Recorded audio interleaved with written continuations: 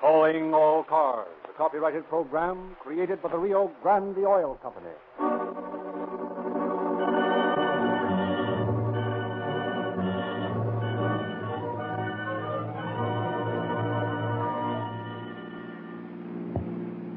Police calling all cars, attention all cars, broadcast 6 regarding a holdup on Terminal Island just before noon. There's 2 bandits. Number 1, dark complexion, Mexican or Filipino, about 20 years of age, wearing a dark suit and gray cap. Number 2 is also dark, wearing a gray suit and gray cap. These men may be heading north toward Los Angeles. Keep your eyes open, boys. That's all. Rolls and clips.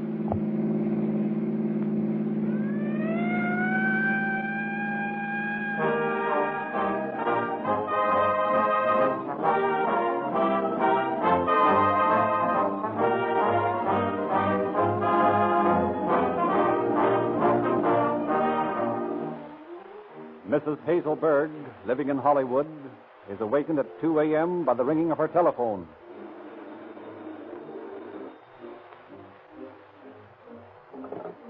Hello? Goodbye, Hazel. This is Virginia. I've turned on the gas. I'm dying. But before I leave this world I hate so much, I wanted to say goodbye to you. Goodbye, dear. Oh, hello? Hello, Virginia. Hello. Oh, operator, give me the police department. Quick, this is an emergency. Please. Los Angeles Police calling car 42, car 42. A woman committing suicide with gas at 7566 North Edinburgh in Hollywood. That's us. Let's go.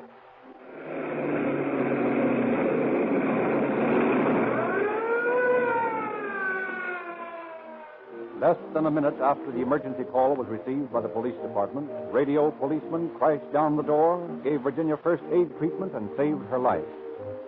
A few seconds longer, and it would have been too late.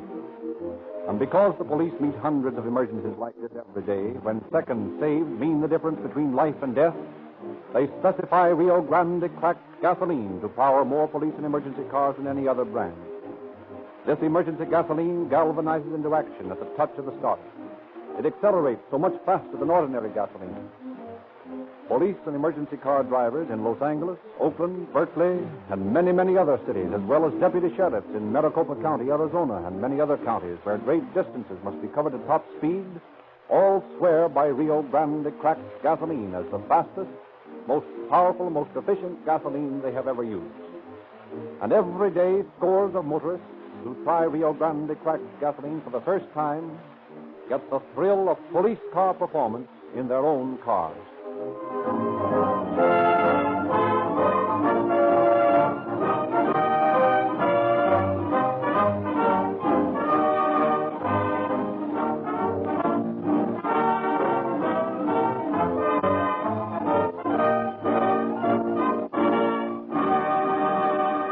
And now it is our pleasure to introduce Chief of Detectives H.S. Seeger of the Los Angeles Police Department. Chief Seeger. Good evening, friends. The law enforcement problems of the Los Angeles Police Department are complicated by the large colonies of foreign language-speaking people in our city. These people do not always understand the work of our police officers. When our department attempts to solve a crime occurring in one of these foreign colonies, we meet many difficulties, as you will hear tonight. It is hard to make our mission understood, and it is even harder for our police officers to understand the meager explanations in a foreign tongue. Despite these handicaps, there are mighty few unsolved crimes of any magnitude. Our detectives must merely work harder and longer tracking down clues. Eventually, we always get the culprits. Tonight's case is a typical of the disadvantages under which our police work. The description of the bandits was so vague it seemed almost impossible that we could even locate them.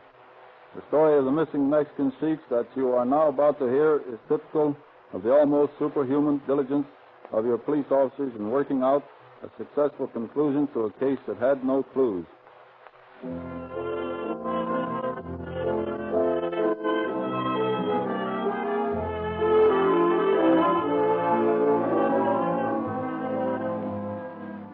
It is late morning of February 5th, 1930.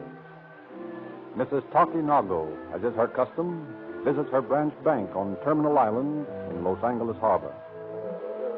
Good morning, Mrs. Nago. Oh, good morning, priest. What will it be this morning? Oh, I think I take out money today. All money in bank. Oh, today's your big banking day, isn't it? Oh, yes. Today, many fishermen, many cannerymen, he pay off. He come eat at my extra special #1 restaurant. And you cash their checks, is that it? Yes, I think maybe I fix for them. Well, I can see what you get out of it. Making a bank for those boys. Oh, very fine man. Extra special. Come find Japanese fisherman. Come #1 American fellow. Give money. Spend money. Lots money in my humble restaurant. Well, from what they tell me, they'd come anyway to eat your cooking. Oh, you hear? I good, very good. And that's what they tell me. Oh, very fine. You come to my place. I fix you something nice. Oh, you like some special seaweed? Seaweed? Well, not exactly. Maybe so. You like fish. Oh, very good fish. Is it? Maybe so 8 months old. You like? Well, I don't know, Mrs. Nago. You see, I'm not used to Oriental dishes. Well, here's your money. $1,000 in 10, 5, and $20 bills. Oh, yes. There's $100 worth of ones. Oh, you count him. Is they all right? Yes, I counted it. It's right, just $1,000. Oh, very good. Now, be careful of that money. Oh, yes. I careful. I hold tight in hand. All right. Goodbye. Oh, goodbye. And you not forget, I made special #1 Japanese dinner for you. All right, Mr. Nago. I'll drop in and see you someday.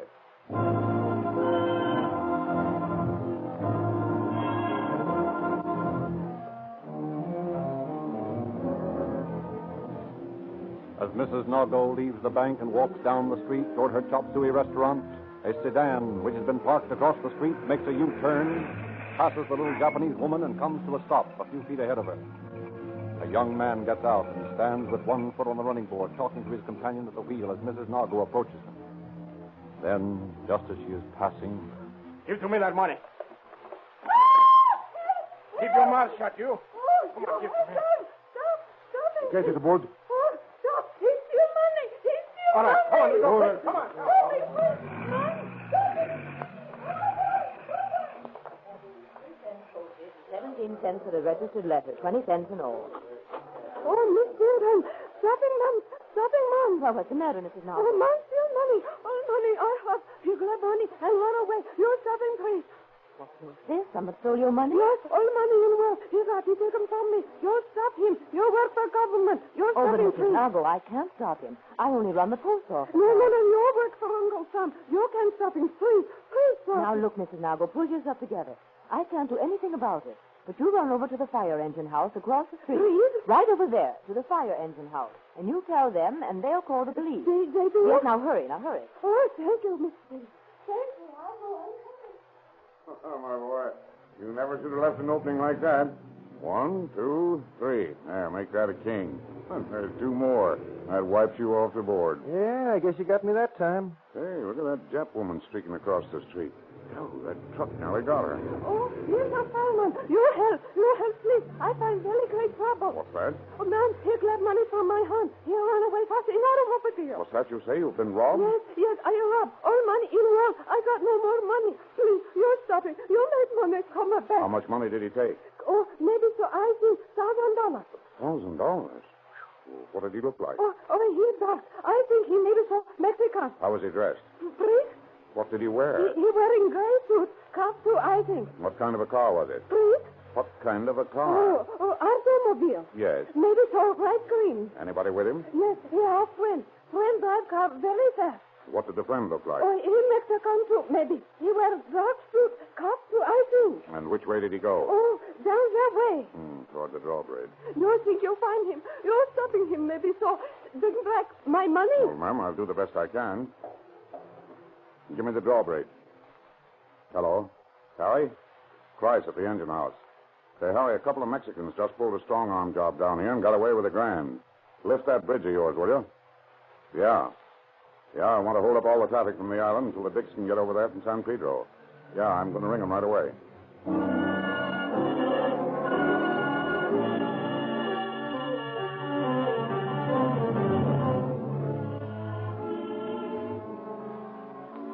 Captain A.L. Gentry, Detectives Evans and Dunphy answer Captain Price's call.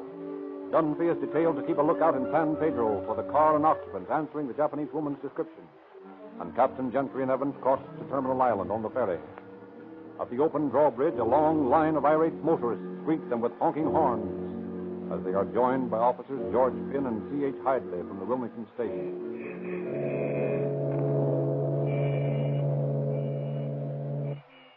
Hello, Captain. We've been waiting for you. Hello, Finn. Got here as soon as we could. Hey, come on. Let's get going. All right, you'll be moving in a minute. It's about time. Hey, they're getting sort of restless back there, aren't Well, a little delay won't hurt them any. Now, here's what I want you men to do. they? Yes, sir. We'll drop the bridge. Then sift this line of cars and trucks out. Get the license number and description of every car and the name and address of every occupant. Yes, sir. And if you find a light green sedan with 2 Mexicans or Filipinos in it, one dressed in a gray suit and the other in blue, both wearing caps, arrest them and bring them in. Right. I doubt if you'll find them in this lineup, though. The chances are they've abandoned the car. Evans and I are going to take a look around the island and see if we can locate it.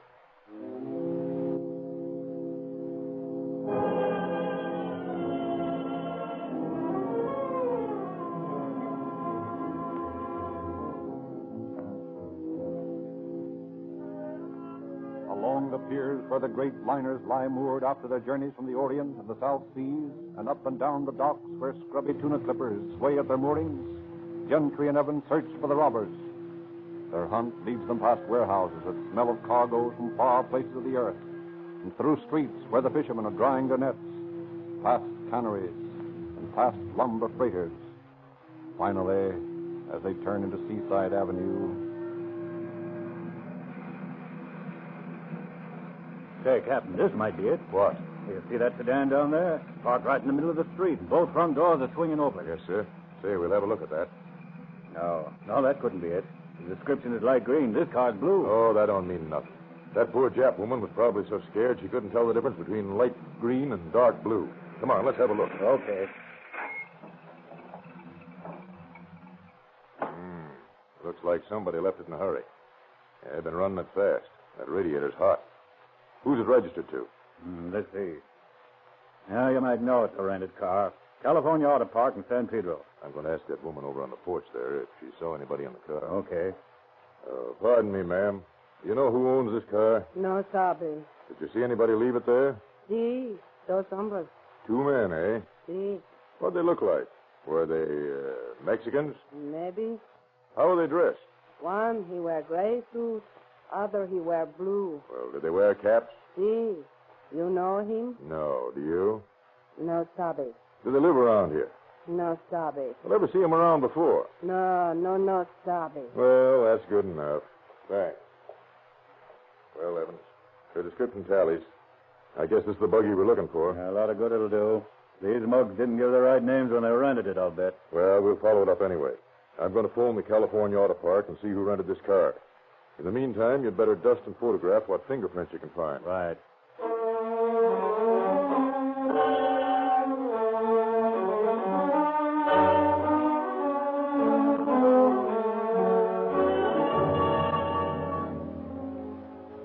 The auto park manager informs Captain Gentry that the car was rented by one J. Colano of 8328 Street, San Pedro.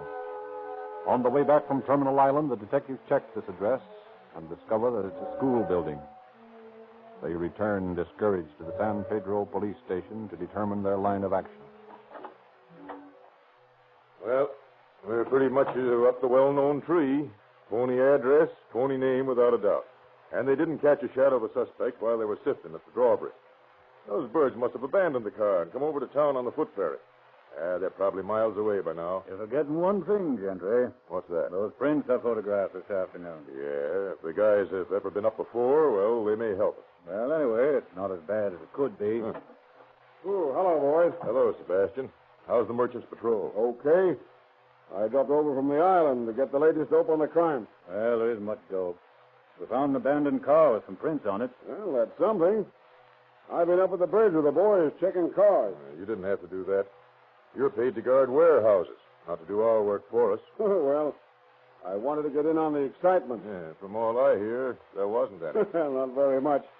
But I thought I'd drop over and give you some dope I got on a hunch. Still playing hunches, Sebastian? Yeah.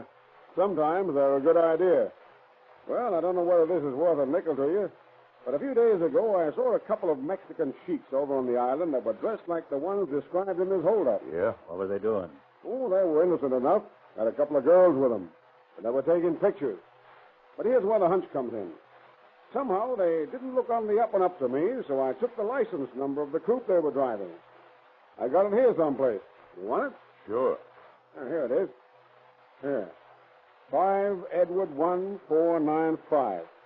Wait a minute. I put down that number again while I was checking at the bridge. I'm sure I did, too. Wait till I look at this other list. Yes, sir, here it is. 5 Edward 1495. Chrysler coupe with 2 Mexican dames in it. Yeah, here's their name. Dolores Gonzalez driving, accompanied by Mona Martinez, both employed by the Gold Star Fish Cannery. And they live up on 8th Street near the school. Yeah, we know all about that school. That's where this guy who rented the car lives. Hey, you'd better hop up there to the girls' rooms and see if you can find them, Evans. Try to wire Sacramento and get the registration on this license number.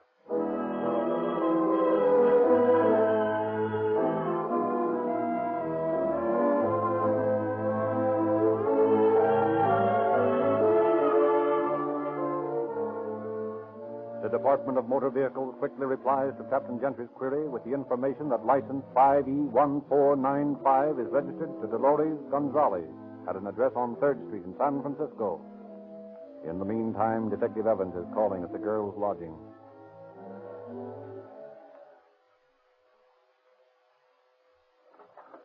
Yes, You the landlady here? I am. I'm trying to locate Dolores Gonzalez and Mona Martinez. They live here, don't they?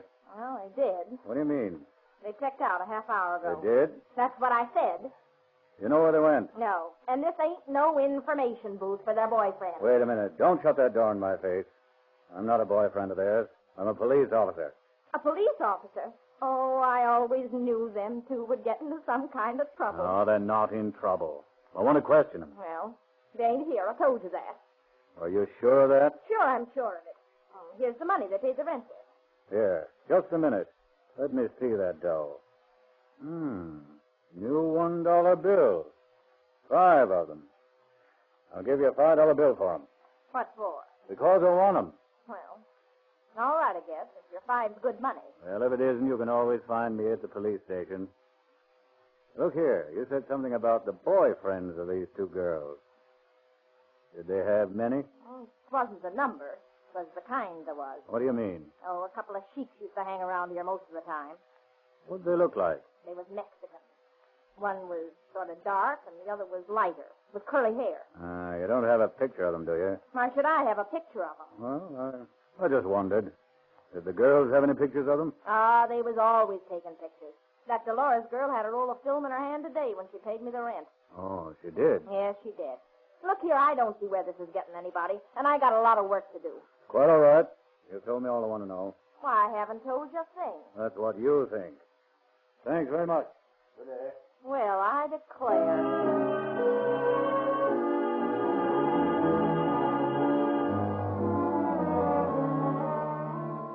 The landlady's dollar bills bear the same serial numbers as the money issued to Mrs. Nargo. Every drugstore and Kodak store in San Pedro is searched for the roll of film. Every traffic policeman and motorcycle patrolman is furnished with the number of the Chrysler Coupe on their daily hot sheet of wanted cars. San Francisco police are asked to watch for the 2 girls in the coupe, and police in Ventura, Santa Barbara, San Luis Obispo, every town between San Francisco and Los Angeles are requested to be on the lookout. The following morning, Lieutenant Barlow, police department fingerprint expert, sends his report to Captain Gentry, who is opening it just as Evans bursts into his office. Well, here they are. What? Why, the missing pictures. Where'd you get them? Picked them up at the Green Cross drugstore. They were in the name of that Gonzalez girl. Oh, that's swell. Let's say, look here. Barlow reports that the prints on that car are the same as those of Paul Jojola, alias J. Colano. Well, I'll be. Used his old aliases when he rented the car. Yep. He's on parole now after serving time for a robbery job in 1928. Up to his old tricks again, eh? Looks like it. And say, here's a cake. Yeah? Oh, this is good. His address entered on his police record is 832 8th Street. At school again. Well, let's have a look at those pictures. Yeah, here they are. 2 women and 2 guys. Well, so far so good. They fit the description. Yeah, here's the wavy-haired one wearing the gray suit and the darker one in the blue suit. Yeah. And look at this. The wavy-haired one poses full face with one of the dames in this picture. And then in this one, he poses profile. Huh, that's as good as shooting him for the mug book. If we can find a mug on him, it'll be a cinch to identify him. Well, one of these guys is Colano. The question is, which one? Better get Barber to send you his mug. I'll do that right away. And you take these snaps over to the island and see if you can get an identification from the Japanese woman. Oh, yeah, and you'd better stop in on that landlady and the parking station manager. See if they recognize him, too. Right.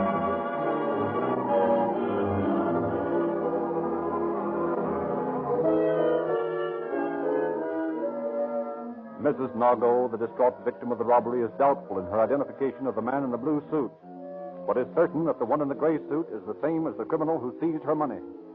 The landlady identifies the curly-haired man as Dolores' boyfriend, and the darker one as Mona's sweetie. The manager of the auto renting park identifies the darker suspect as Colano, the man who rented the car. But the police are stopped when they try to identify the curly-haired man in the gray suit. Then, the next day, as traffic officer L.H. Bowden stands his watch at 6th and Spring in Los Angeles.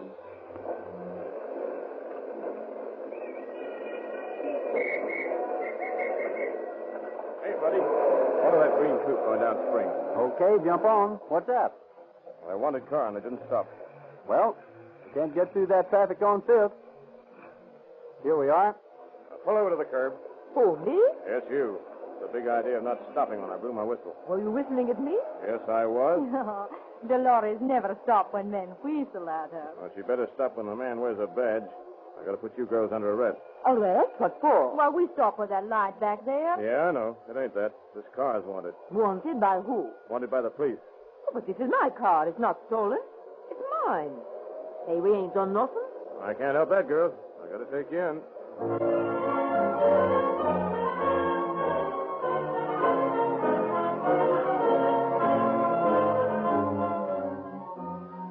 Loudly protesting their innocence, the two girls are booked at Central Station and then transferred to San Pedro, where they are questioned. Ah, come on, boys. What's the big idea of pinching Dolores and me? We ain't done nothing. Nobody said you have, Mona.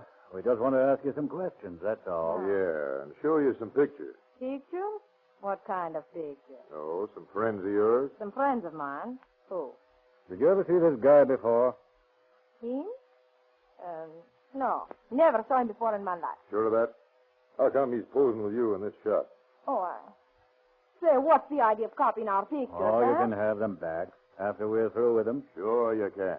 But right now, we're interested in this guy in the picture with you. A pretty cheeky-looking boyfriend, ain't he, Mona? Yeah, he's okay. But he ain't mine. No? Whose is it? Dolores. We just pose that way for fun. Yeah? Who took the picture? Dolores. Sure it wasn't this guy. Why, who's that? Oh, come on, Mona. You wouldn't fool us now, would you? I don't know who he is. I never saw him before. Well, how about you, Dolores?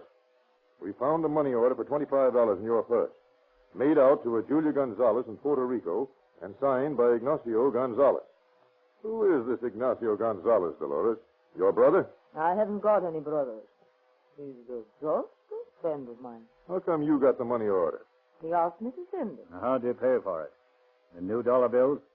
What do you mean? Maybe the dollar bill was taken from that poor Japanese woman a couple of days ago on the island, eh? Say, what are you trying to pull off?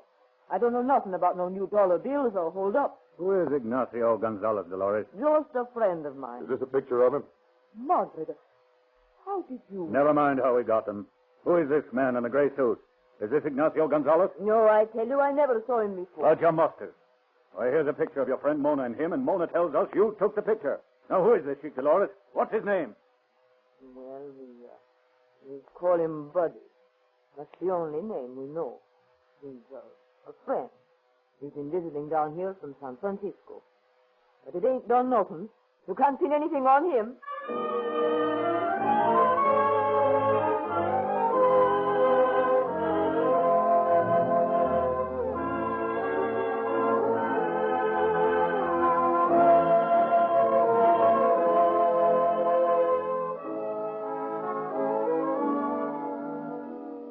Convinced that the man in gray is the same Ignacio Gonzalez, whose name appears on the money order in Dolores' purse, Captain Gentry has Los Angeles and San Francisco check their mug books for the man. A couple of days later, the records from San Francisco arrive, and the police pictures checked with the snapshots. After 4 days, the girls are released for insufficient evidence and declare they are leaving for San Francisco at once. Gentry asks the San Francisco police to keep a lookout for the girls' coupe and also to watch the Gonzalez girls' address in the northern city. A week later, as Detectives George P. Wafer and P.H. Keneally are cruising the waterfront in a radio car looking for stolen automobiles, they pick up Dolores and Mona parked in their Chrysler coupe. They arrest the girls on suspicion of robbery, send them to the station, and remain on watch near the Chrysler. Shortly, a big sedan comes up beside the coupe.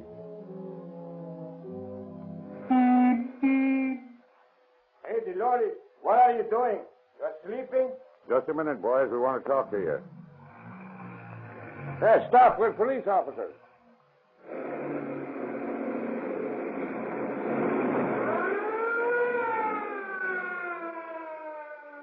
Threading their way at breakneck speed through the narrow streets around the waterfront, the police car follows the fleeing sedan. So fast is the pace of the police car that it smashes into the rear fender of the sedan before it can be stopped.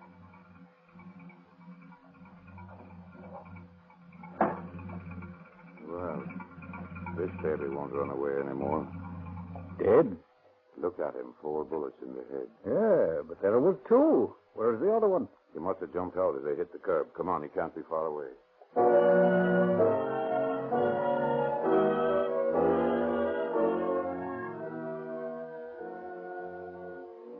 In the wrecked car, Detectives Wafer and Keneally find the body of Kalain, apparently shot at the wheel as he sought to escape. But Ignacio Gonzalez had escaped in the darkness, and although police scoured the vicinity, he was not found. But so extensively did we advertise for him, and so persistent was our search that nearly a year later, when he was admitted to a hospital in Stockton for treatment of a minor injury, he was promptly recognized and arrested. Gonzalez was a confirmed criminal who had been arrested 11 times in 5 years. This time he was convicted on a charge of first-degree robbery, and it is doubtful if the parole board will again release such a habitual offender from his present home in San Quentin Penitentiary. Thank you, Chief Seeger.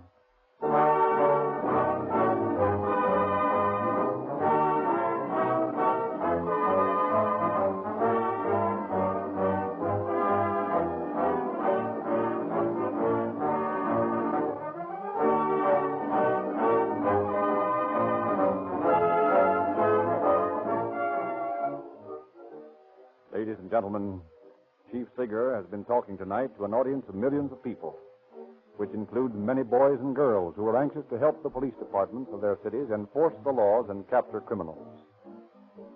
The Rio Grande Junior Police Department has enrolled hundreds of thousands of these boys and girls on the side of law and order.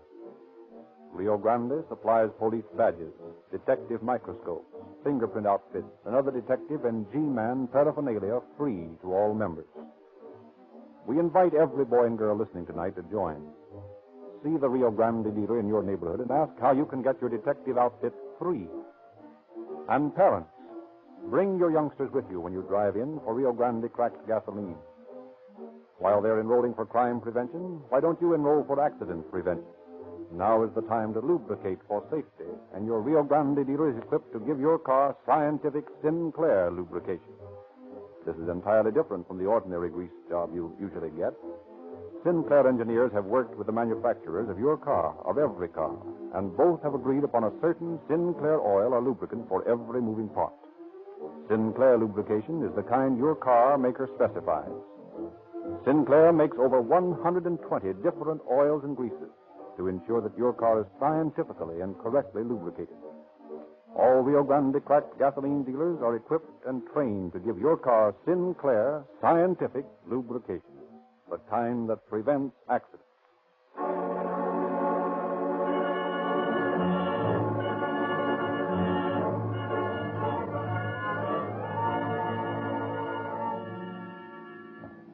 Los Angeles Police calling all cars, attention all cars. The cancellation broadcast 6.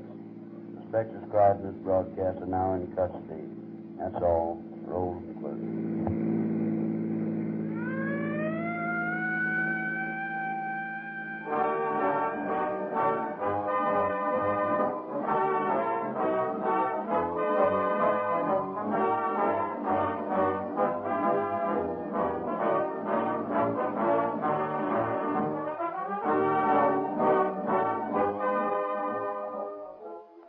is Frederick Lindsley bidding you good night for the Rio Grande Oil Company.